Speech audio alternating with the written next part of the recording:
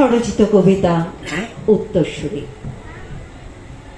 যে শিশুটি এক্ষুনি খিদের যন্ত্রণায় ছটফট করতে করতে রাস্তায় লুটিয়ে পড়ল, তাকে তোমরা চিনতে পেরেছ? ও হলো করেঙ্গে আমারেঙ্গে সেই গান্ধীজির আত্মার আত্মীয়।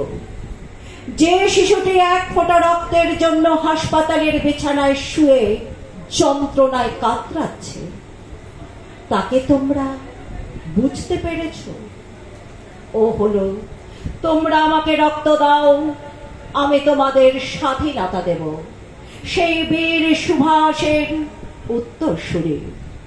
ওদেরকে অন্ন দাও, বস্ত্র দাও, পেটে বিদ্যে দাও, আর দাও হাতে ভারতের জাতীয় পতাকা।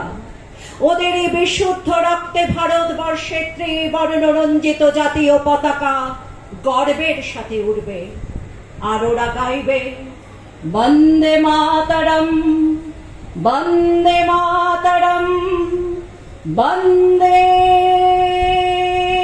মাতরম।